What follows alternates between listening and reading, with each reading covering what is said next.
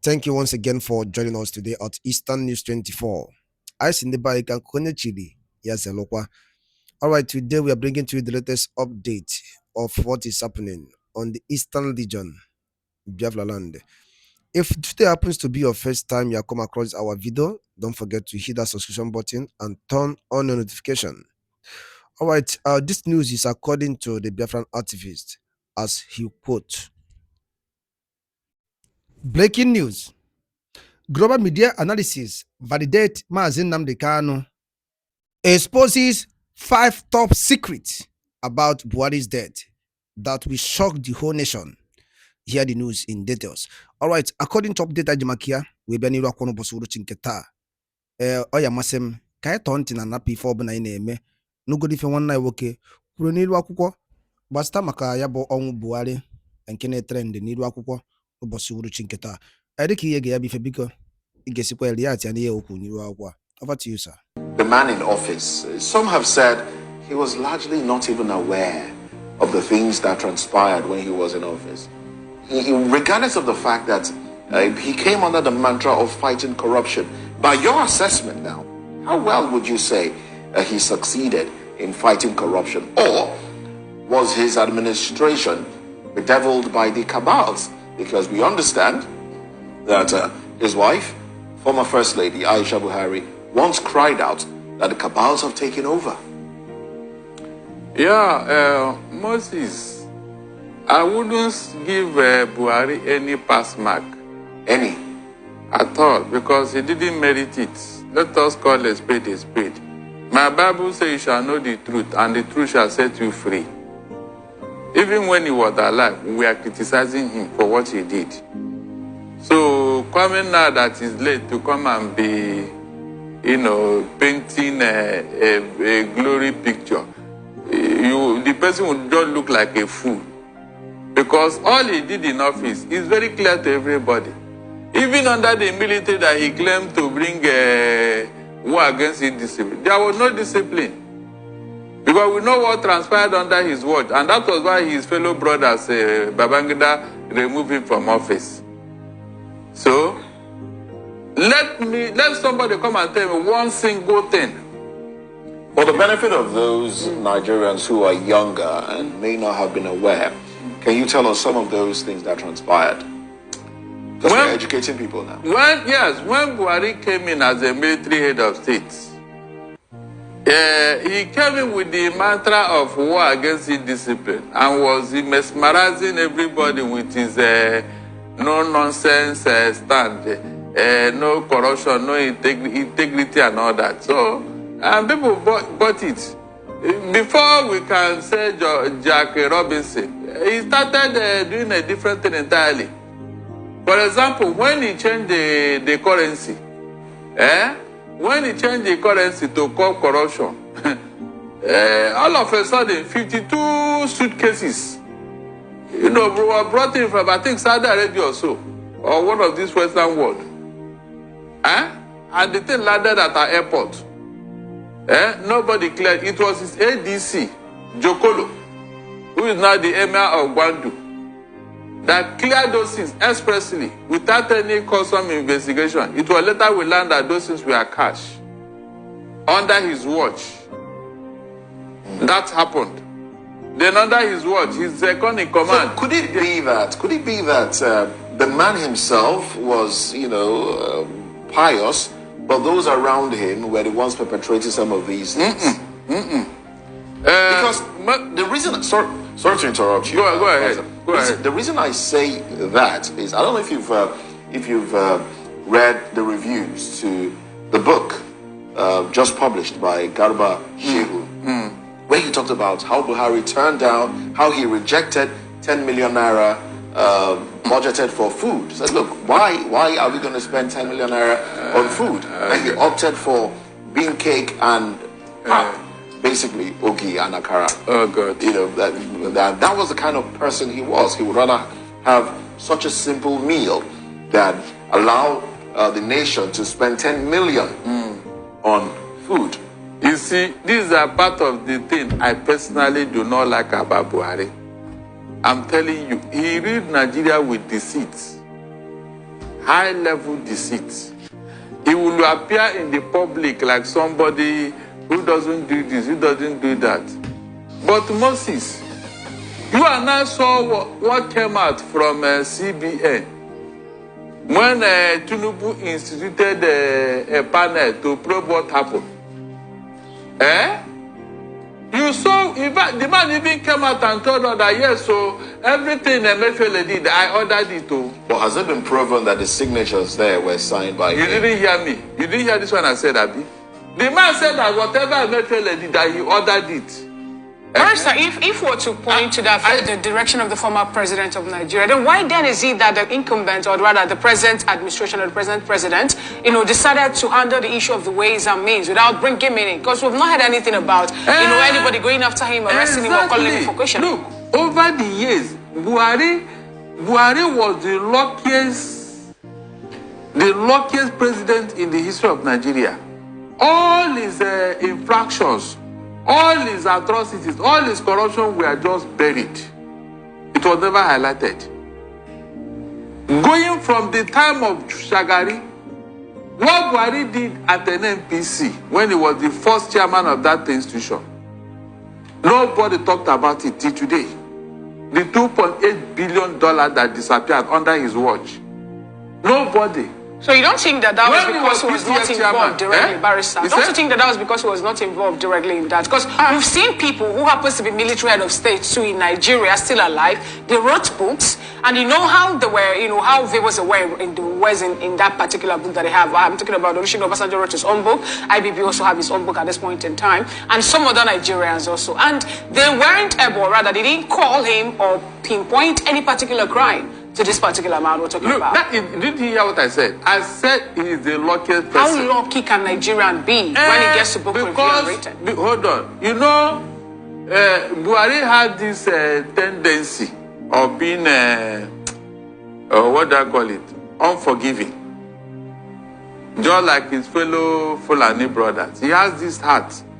He will appear in public like a very quiet, harmless person.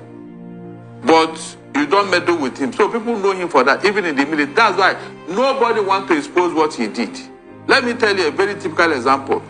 When Obasanjo came into office and wanted to probe PTF, which Buhari headed, Buhari warned him not to try that. But Obasanjo went ahead. On the 7th of July, 1999, when Obasanjo set up that panel to probe, because he received a lot of petition against Buhari.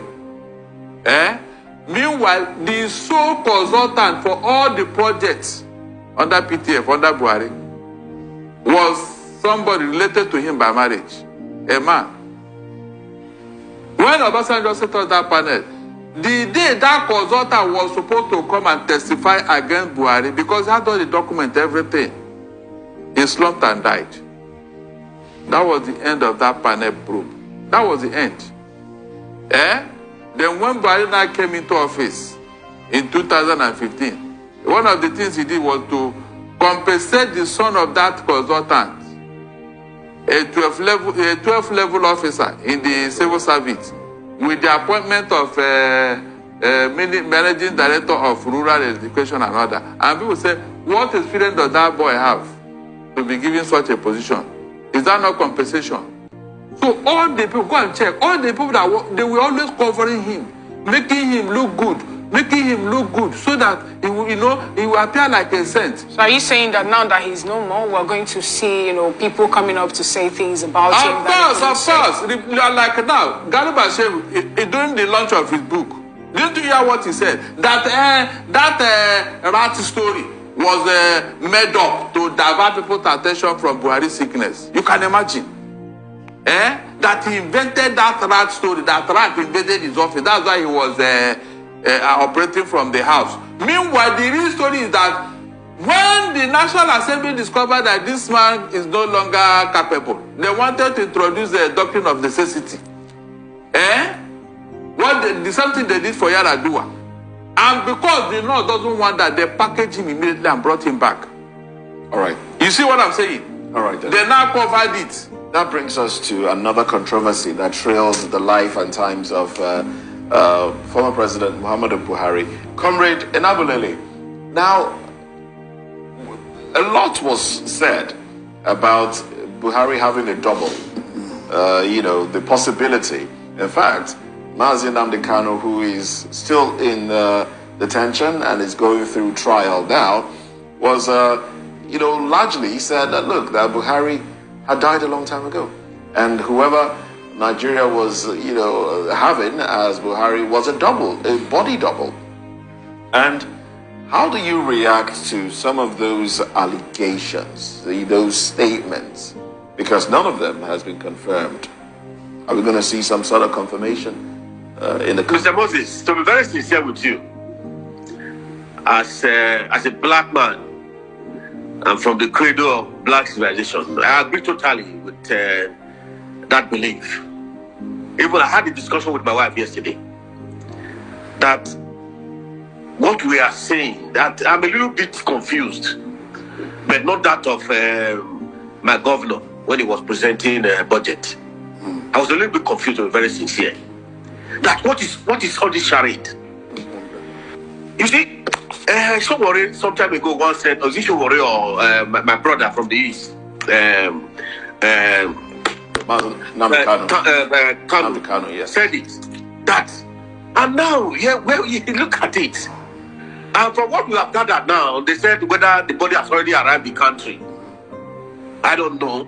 From what we have gathered, here we are. They have sent the vice president to London to accompany the body and the family back to Nigeria.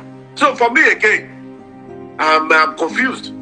So Nigeria, see, they are just giving us something to be worried about. So are you saying that you actually believe that there is the possibility that the real Buhari might have died, and what we have Mr. Moses, had in the past time I'm was saying it very emphatically that I believe.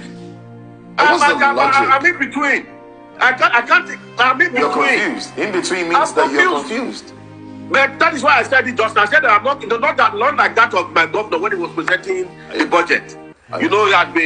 He has been confirmed now by the Supreme Court. Oh yes. Well, that's a topic for another day. I can see you're taking a swipe at the governor. In this country, to be very sincere with you, for us, the citizens, we have a lot of works in our hands. I'm not very frank. But wait, is it concerning? Is it concerning that those allegations were not debunked? Do you think that it would have been in the place of Buhari to debunk those allegations, or is it best that he just let things be? At the time, he jokingly with a wave of hand that they don't know. The way he talks. That some says I'm dead, but he would. I listened to one of his outing where he with a wave of hand said it was not true. That this is me or him. That as he then was. So for me, I have this certain percentage to believe what they have said there. But now I have a certain percentage to say, okay, maybe it's maybe. But for me, I'm not certain, sir. I'm not very frank. I'm a realist. Okay, I'm not certain whether this is Can we pinpoint a few things that he did right in terms of infrastructure? Yes. In terms of let me quickly say this. Okay. Yeah, Mr. Moses. Let me quickly say this. That's why, to some extent, I appreciate the barrister. I think if you try to do comparison, my grandmother will always say, I said it in this platform. When I lost my father when I was a second, I stayed with my grandmother, maternal grandmother. Then I learned a lot of proverbs. He said, in the Benin language, until a woman marries more than one husband, he will know which is the best. Now that we have this quote unquote that said he's a Democrat, now I begin to give it to Buhari with utmost humility and simplicity. I take you back when the then governor, Godwin Obaseki, was contesting as a second tenure governor of Edo State, and the charade by the then national chairman, Comrade, Adams Eric Oshomole, trying to not trying, disqualified him as a result of that. His tertiary certificate was false or forged or something like that. But here we are, a man that was in shadow of leadership, that was contesting against his party. He stood firm. He stood in the side of the rule of law. So if you juxtapose with this present one that said he's a Democrat, I think we must give it to Buhari. And the man in the studio there will agree with me to at least up to 80%. Okay. On that part, I would say he has done well in governing, at least to some extent. Whatever you must have seen is not the hand of Buhari. In the area of the rule of law, he came and he exhibited a civilian, he administered Nigeria in the way that a civilian will administer Nigeria. I tell you, some time ago, about a few months ago, I was in transit on my way to Kenya, and some of my friends whose father one time had been a child the affair in this country to one embassy. I wouldn't want to mention the embassy. In the course of us chatting, he said his father came to Nigeria about, I think before that 4 months ago, at about 3 months before that 4 months ago. That was chatting that the father has said that this present administration is computing, perhaps it must have surpassed the dictatorship of Abacha. That's the way he put it. Okay. It's commercial. The person that talks is commercial. That the father during Abacha, he was a child affair to one of these embassies. So what does that tell us? It's a bad impression, and it's a very sad commentary to us that the man that we said we have voted into power as a civilian, is not competing or trying to surpass the dictatorship of Abacha. In terms of corruption and what have you, you must give it to this administration.